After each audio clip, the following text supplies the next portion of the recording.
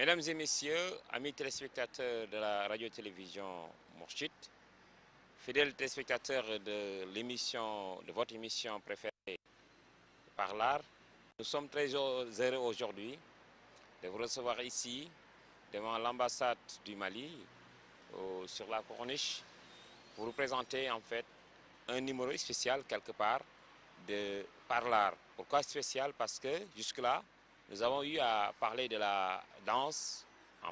Nous avions promis également de parler des 7 dimensions de l'art. Nous avons parlé de la danse, nous avons parlé du cinéma, du théâtre, de la littérature, très souvent. Aujourd'hui, nous comptons quand même changer et vous parler d'une autre dimension de l'art qui se trouve être la sculpture. Voilà, la sculpture, qu'est-ce que c'est? Qui sont les premiers sculpteurs? Quelle est la véritable signification qu'on peut donner aujourd'hui à la sculpture? Quelle est sa place dans la société? Quelle est sa valeur donc? Nous sommes très heureux aujourd'hui de recevoir M. Babacar Niang. Je vais d'abord dire aux amis téléspectateurs bonsoir et puis M. Diak et votre équipe aussi bonsoir. Mais faire une précision sur ma modeste personne. Hein. Parce que là vous dites que c'est en quelque sorte de parler de l'abstrait personnel, de mon abstrait personnel. Donc je le considère comme la sculpture. Mais je voudrais dire que je suis un sculpteur d'abord, avant de devenir, avant d'avoir sur mon parcours Léopold Sédar Senghor, que j'imite, et je dis que je suis un imitateur de Léopold Sédar Senghor au verbe.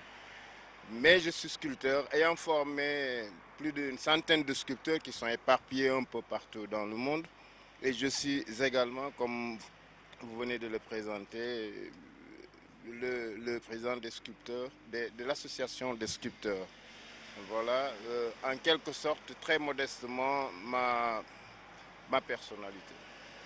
Voilà, donc nous étions en train de parler de votre présentation. Vous avez bien fait de préciser effectivement que le fait d'imiter Senghor, ça vient juste en emprunt, mais quand même vous êtes un artiste sculpteur. Voilà, donc pour parler de la sculpture justement, quelle définition vous, à part la définition que nous les profanes, nous connaissons un peu de la sculpture, le fait un peu de tailler des pierres pour sortir des formes. Quel est vous en tout cas en tant que sculpteur aujourd'hui de renommée, quelle définition donnez-vous un peu de cette dimension de l'art? Voilà, moi je dirais tout simplement que le profane, il a une vue qui s'arrête juste à l'extérieur, donc au-dessus de la pierre.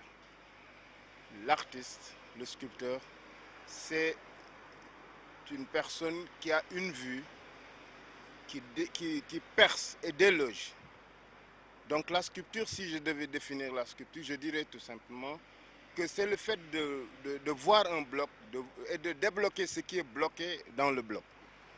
Donc, voir voilà. un bloc Et de débloquer ce qui est bloqué dans le bloc. Dans chaque bloc est bloqué quelque chose. C'est comme notre entourage, peut-être moi je l'ai ciblé sur les blocs que je travaille, mais dans la vie de chaque personne a une cible. Et chaque cible est un blocage quelque part qu'il faut débloquer pour avoir quand même encore, je peux dire, une progression dans sa vie. Donc, tout le monde est artiste, seulement il y a des gens qui pratiquent et qui font visiblement leurs choses. Voilà pourquoi on dit le profane et les connaisseurs, hein, comme on peut dire. Mais il s'agit, si on devait dire la définition finale de la sculpture, c'est de débloquer ce qui est bloqué dans le bloc. Débloquer ce qui est bloqué dans le bloc, je vous reprends vos termes, il y a un peu de lyrisme dans vos propos, mais qu'est-ce que ça signifie en réalité? Est-ce que donc ça a à dire qu'il n'est pas, quand vous parlez de code, de bloc, donc il n'est pas donné à n'importe qui de pouvoir lire et débloquer quelque chose qui serait Très collé? naturellement, parce que là, vous voyez, par exemple, il y a des connaisseurs même, il y a de grandes personnalités artistiques qui disent que c'est la hantise de la représentation du corps humain et de sa beauté qui guide l'artiste.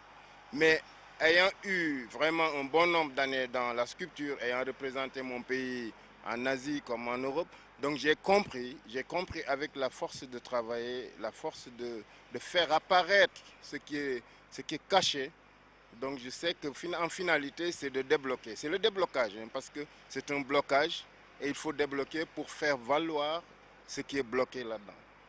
D'accord. Voilà donc, c'est un don en soi, je veux le dire. Hein, il n'est pas donné à n'importe qui de devenir un artiste sculpteur. Ou bien est-ce que ça a besoin d'avoir des études, d'être initié, ou bien c'est... Oui, mais oui, parce que les gens font des études. Moi, j'ai eu des élèves en France, j'ai eu des élèves, des femmes toubab, comme des toubab aussi en France. Donc, ce sont des gens qui viennent apprendre et au bout de 3 mois, ils assimilent. Au bout de 3 mois, ils arrivent à faire quelque chose. Donc, il y a des personnes qui apprennent, mais il y a d'autres qui ont eu déjà le goût et ils sont avertis dès leur bas âge. Donc moi je crois que la sculpture, c'est un peu les deux, apprendre et le don. Apprendre et le don sont les deux faces d'une même médaille dans la sculpture. Ok, d'accord. Est-ce on peut avoir une idée sur les différentes formes de sculpture? Parce que certains sont prêts à tailler des pierres, d'autres à tailler du bois, etc. L'abstraction. Parce que, bon, il y a beaucoup, par exemple, en Europe, en Asie, l'abstraction marche. Vous travaillez sur des formes, et même naturellement dans notre pays, parce que là, on dit souvent que les formes typiquement personnelles, donc, sont interdites par les religions, par la religion catholique, par la religion musulmane. Mais l'important souvent d'un artiste, c'est de faire apparaître ce qu'il ressent, ce qu'il voit.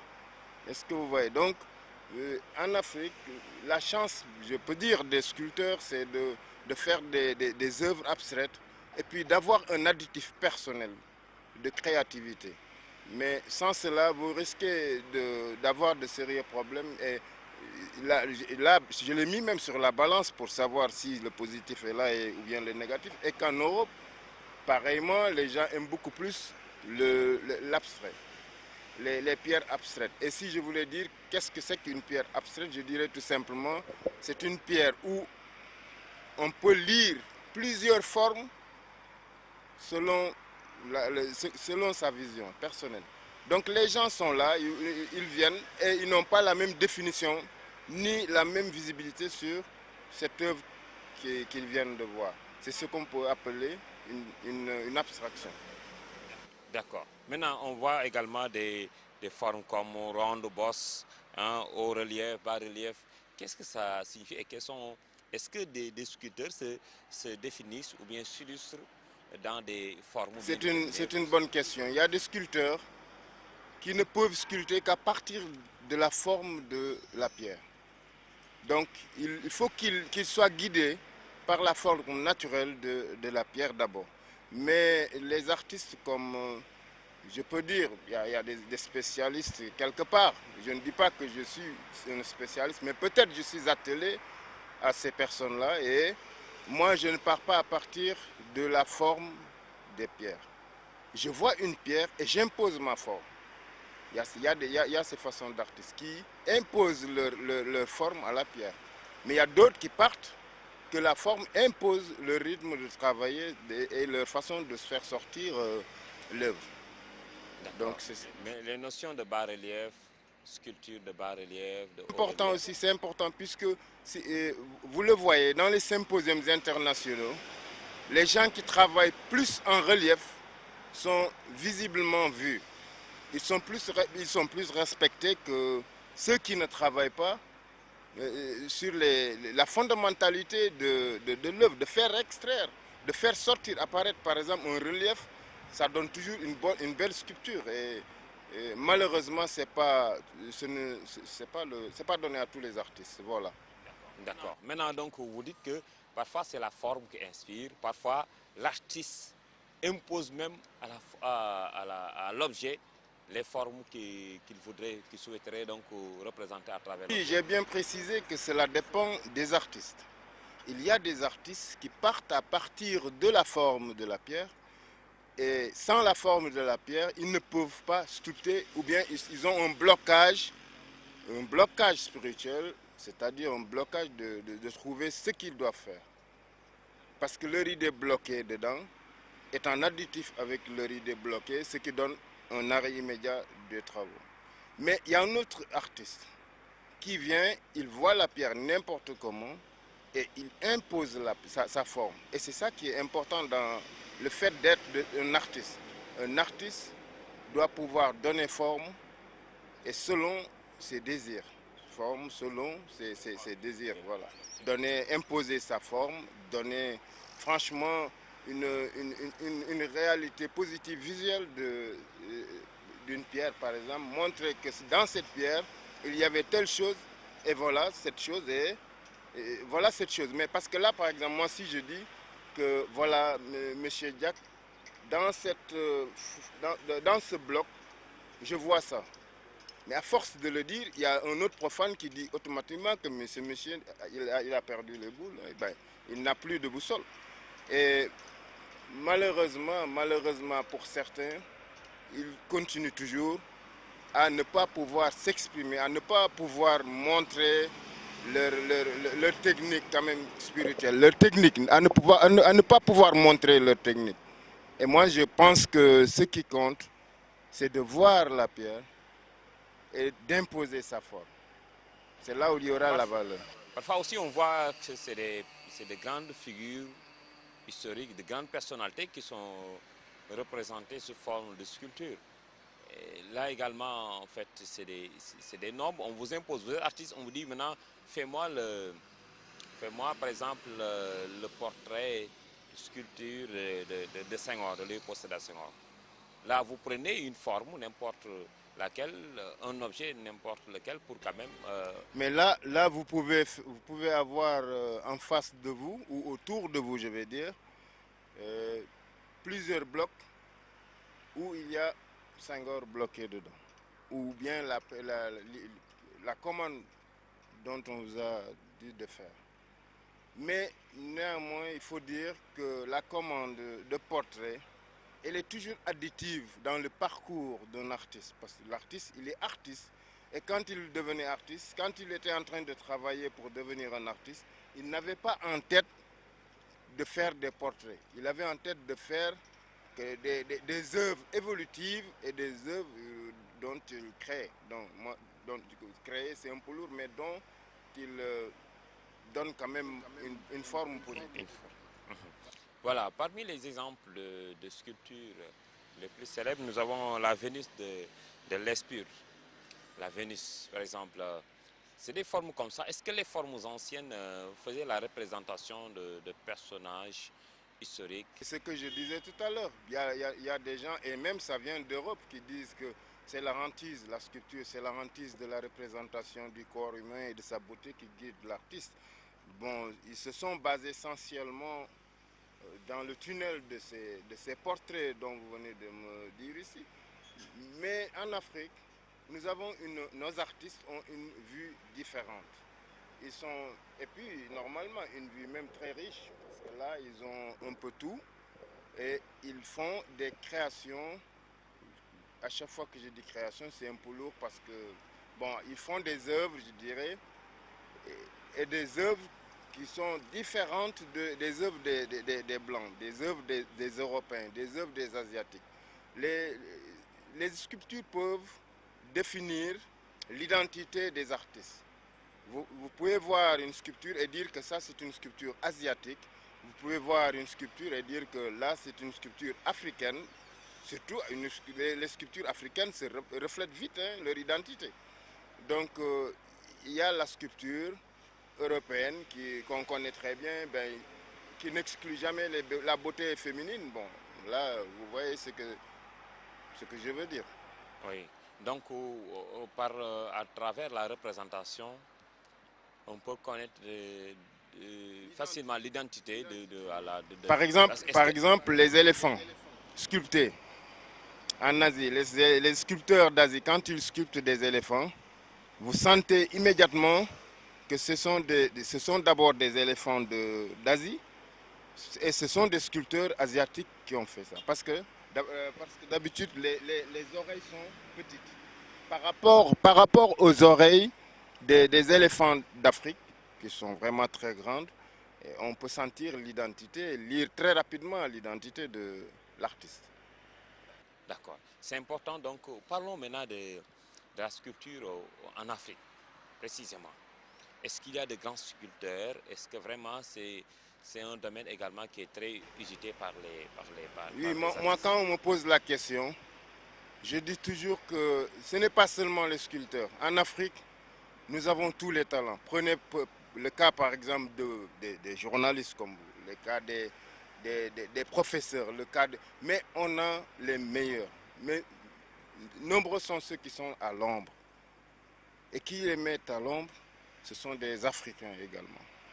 Voilà pourquoi nous avons du mal à déceler un bon nombre de professionnels dans toutes les branches. Donc il y a de grands sculpteurs, et il y en aura puisque la sculpture continue. Seulement il faut pour s'épanouir partir en Europe pour montrer quand même qui l'on est. Mais là en Afrique souvent il y a des difficultés et puis les gens essaient de vous mettre des bâtons dans les roues. Moi ce que je peux dire c'est bien ça, c'est ma vision. D'accord. Maintenant c'est bon, on a précisé.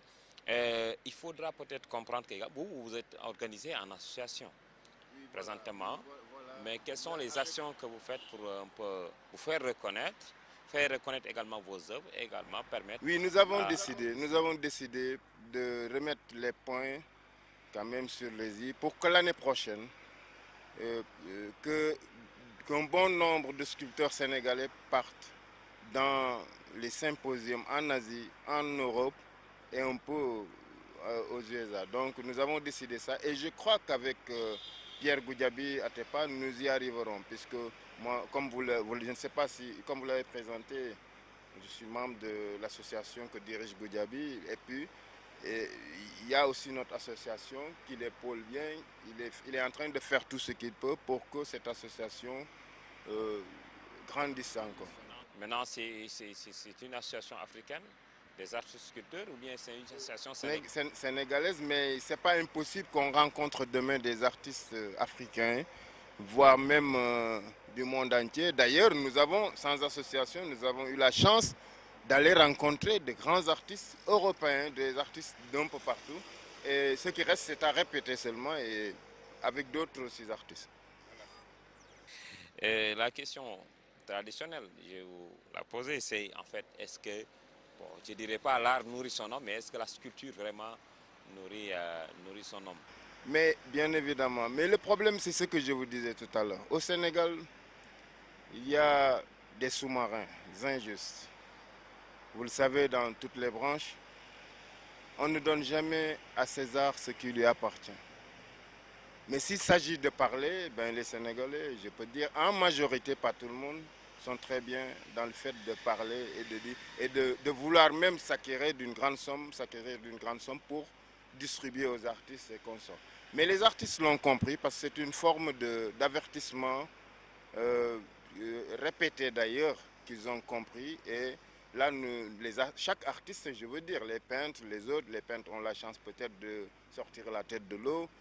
Et les artistes, bon, malgré ceux qui ont voyagé pour voir l'autre côté du monde, je veux dire, de la vie, alors l'ont compris. Il faudrait qu'on s'organise davantage pour qu'on puisse avoir maintenant une mensualité, comme on peut dire, sinon une vie plus positive. Hein. Voilà, moi je pense que c'est ça. Je crois même, avec certitude. Hein. Voilà, donc mesdames et messieurs, c'est pour vous rappeler que nous sommes ici en face de l'ambassade du Mali, sur la corniche, pour discuter un peu de la sculpture. Vous voyez tout autour de nous, il y a des objets qui ont été sculptés, de belles œuvres artistiques. Hein, et ce sont des œuvres faites par les enfants que j'ai formés jadis. Ah, oui, voilà. Donc, avant, il faut bien préciser que j'ai connu 3 ou 4 sculpteurs qui ont quitté le Sénégal vers 78, comme ça, 78, et tout le reste pensaient que ce n'était pas possible de sculpter. Ce n'était pas possible, parce que d'abord la pierre, elle est lourde, ensuite l'environnement, et pour faire connaître un Sénégalais vraiment qui pense à ce qu'il peut mettre dans la marmite pour lui faire connaître la sculpture, c'est tout à fait une situation très problématique. Hein. D'accord. Maintenant, nous sommes à la dernière partie de notre émission pour parler un peu du côté sert maintenant la sculpture? Quelle est la philosophie qui se cache derrière la culture? Qu'est-ce que ça peut apporter, en tout cas, de positif chez donc l'individu? Pourquoi avez-vous également vous choisi un peu ce métier-là? Qu'est-ce qui vous passionne? Mais d'abord, vous m'avez dit à quoi sert la sculpture. C'est la sculpture, ben, il faut le savoir. C'est d'abord la beauté. Il y a la loi des 1% qui n'est d'ailleurs pas respectée au Sénégal. Hein. Oui, la loi des 1%, c'est-à-dire chaque bâtiment, il devait y avoir quand même 1% de ce qu'on a dépensé pour acheter des sculptures, de l'art. Hein. On ne respecte pas ça. Et c'est extraordinaire parce que là si, oui, c'est Senghor, vous disiez. Voilà, inclus dans le système sénégalais.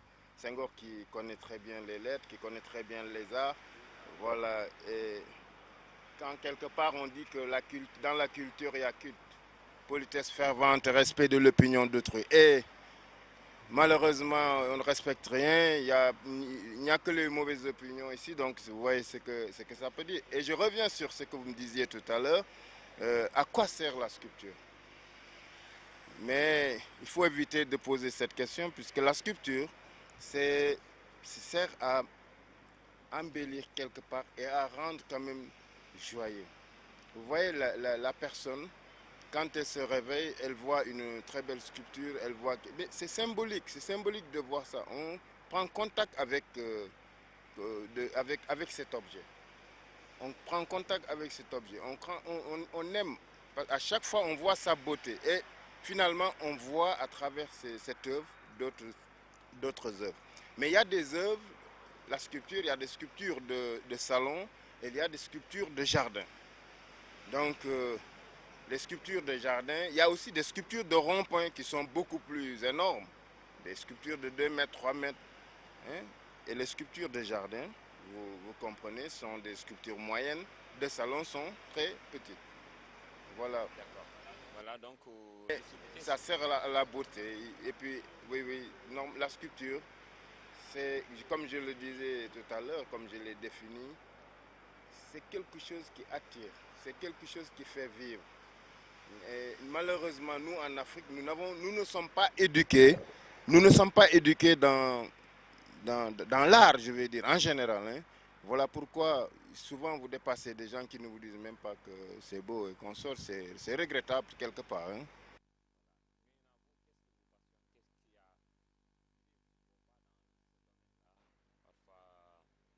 Très, en tout cas, réservé. Parfois, on rencontre beaucoup de danseurs. Dans les autres formes d'art, il y a des acteurs de cinéma, il y a des danseurs, il y a des chanteurs. Dans les autres domaines, mais ici au Sénégal, peut-être que, comme vous l'avez ici bien constaté, qu'il n'y a pas beaucoup de sculpteurs. Maintenant, vous, qu'est-ce que vous a passionné? Qu'est-ce qui a... Moi, dans ma vie de simple personne, j'ai d'abord aimé les écrits, que j'aime toujours et que j'aimerai toujours. J'ai aimé la sonorité rythmique de beauté, quand même, qu'on peut percevoir tout de suite, quoi.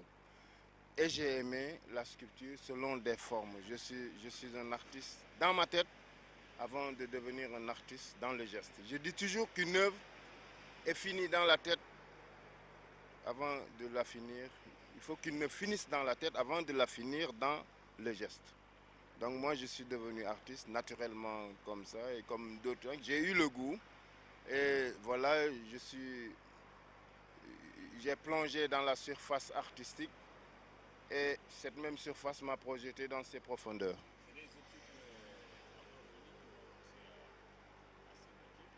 Il y a des gens qui font des études. Je me souviens, dirais-je, hein, avoir été une fois voir un professeur qui était d'abord le premier d'ailleurs, le premier à obtenir un diplôme de sculpteur en Afrique. Il s'appelait André Seck. En ce moment, le lieu s'appelait l'Institut national des beaux-arts. Il y avait les Pierre Lotz, il y avait tous ces gens-là. Mais quand il a vu mes 3 sculptures, il m'a tout simplement dit, si c'est toi qui as fait ces sculptures, retourne dans ton lieu, tu seras un grand sculpteur. Et voilà comment, bien sûr que cela ne me plaisait pas avant, mais avant, c'est-à-dire la façon dont il m'a répondu ne m'a pas plu, mais j'ai compris au fil du temps qu'il avait parfaitement raison. C'est différent, c'est différent. Il y a n'importe quelle façon de marteau, il y a des outils, il y a une performance par exemple avec les machines aussi, les disques pour couper la pierre, tout ça. Maintenant, c'est la sculpture, elle a beaucoup avancé selon la technique, la nouvelle technique qu'on a maintenant. Hein, puisqu'avant, on se fatiguait beaucoup plus et maintenant, on peut faire ce qu'on veut faire en 2 jours. Et si c'était avant, cela devait se faire en 1 mois. D'accord. Maintenant, toujours à la dernière question, c'est-à-dire que qu'est-ce que aujourd'hui la sculpture vous a donné? Qu'est-ce qu'en fait le fait d'aller m'exprimer au nom du Sénégal en Europe, un peu partout dans le monde, et puis avoir formé beaucoup de gens qui pouvaient peut-être rater leur vie, et il y en a certains même qui ont eu beaucoup plus de chance que moi, et puis voilà, mais moi je continue et je dis que je n'abandonne pas. Moi, le conseil même que devrais-je donner aux autres, c'est de s'accrocher et d'être un croyant fondamental, parce que c'est ça qui compte. La valeur humaine, c'est d'être croyant et de ne jamais être emporté nulle part par exemple, des désirs, par autre chose. Moi, je dirais simplement que ce que je regrette aussi, si je dois regretter quelque chose, c'est qu'il n'y a pas de grande école de sculpture ici. Il n'y a pas de très bons professeurs pour la sculpture à l'école nationale des beaux-arts. D'accord. Maintenant, votre rêve, c'est donc peut-être d'ouvrir une école de sculpture. Pourquoi pas votre association pense un peu à ouvrir un peu des écoles de sculpture. Oui, mais c'est ce que je veux dire. Parce qu'il y a d'abord les intellectuels et les autodidactes qui vont forcément se rencontrer, qui se sont déjà rencontrés quelque part et qui vont encore se rencontrer ailleurs. Mais c'est toujours des difficultés. Il y a toujours des difficultés entre ces gens-là. Mais il y a des intellectuels qui sont en haut et dont je parlais même tout à l'heure, qui sont des sous-marins en quelque sorte, qui dévient beaucoup de projets, qui dévient beaucoup de, ils dévient beaucoup de choses. Donc ce qu'on peut dire, c'est d'avoir des gens d'abord en haut qui sont corrects en eux-mêmes et qui sont justes. Puisque être correct, c'est une chose intérieure qui s'extériorise. Malheureusement, là, on est correct en haut et on est incorrect dedans. Voilà, peut-être une dernière question. On confond souvent la sculpture à l'architecture. Si vous aviez à faire un peu une différence, vous parlez de Goudiaby Atepa, qui est plutôt reconnu comme architecte et qui fait partie, donc, il me semble qu'il y a un espace d'imbrication entre les deux domaines de l'art. Non, c'est comme les deux mains. L'une ne peut pas partir et laisser l'autre. Qu'on le veuille ou non, il y a des gens qui veulent le faire, mais pour voir que c'est impossible, il faut prendre l'exemple sur ses deux mains, quoi. Donc on ne peut pas balancer l'autre parce qu'on n'est pas content et puis rester avec l'autre. La sculpture, du temps jadis jusqu'à présent, elle et l'architecture sont des choses que Senghor même a citées quelque part qui doivent être ensemble. L'architecture, de faire un très grand bâtiment un immeuble, des trucs comme ça, dans les grands pays, il y a toujours en bas une sculpture. C'est ici en Afrique qu'on veut changer les données, qui ne changeront d'ailleurs jamais. Donc moi je crois que ce sont deux choses, avec certitude même, je suis certain que ce sont deux choses qui ne peuvent pas se séparer. Je peux dire que ce sont les deux faces d'une même médaille aussi. Oui, voilà. D'accord, bon, nous l'avons compris, je pense que comme beaucoup également l'ont témoigné. Maintenant, on voudrait vraiment peut-être pour votre dernier mot, parce qu'on est au terme de notre émission, nous reviendrons sur vraiment beaucoup ce que vous avez fait depuis la France sur la sculpture et ce que vous continuez également de faire ici au Sénégal. Maintenant, votre dernier mot? Non, le dernier mot, c'est un mot partagé à tous les Sénégalais, à toutes les personnes qui peuvent voir cette émission. D'être juste et de ne pas s'emparer de ce qui n'est pas quand même votre mérite. Voilà pourquoi l'Afrique est à genoux. Et je crois que d'abord, et avec certitude que si nous avons des problèmes, nous d'abord ici particulièrement au Sénégal, c'est un problème fondamentalement de discipline, un problème fondamental, un problème de discipline. Il faudrait d'abord qu'on répare nos intérieurs pour que toutes les choses extérieures marchent. Donc, mesdames et messieurs, c'était tout aujourd'hui pour votre émission Parlar. Je vous rappelle que nous avions le plaisir de recevoir M. Niang et pour parler de la sculpture, qui est un domaine très caché, mais qui fait son bonhomme de chemin ici au Sénégal. Et il y a de grands sculpteurs à son image. Il est en train également de former beaucoup de gens qui ont la passion du métier et qui voudraient bien un jour être donc de grands sculpteurs. Et la dernière question, c'était juste un peu cette liaison qu'on ne pouvait pas voir entre la sculpture et l'architecture. D'ailleurs, prochainement, nous comptons revenir sur ce domaine-là avec peut-être pas Goudiaby, pourquoi pas Goudiaby et Atepa. On essaiera en tout cas de mener les contacts pour venir, pour voir est-ce qu'on pourra l'avoir sur le plateau de Mourchid TV avec Parlar.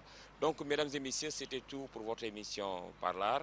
Et nous vous donnons rendez-vous dans 15 jours pour un autre numéro de Parlar. Merci beaucoup.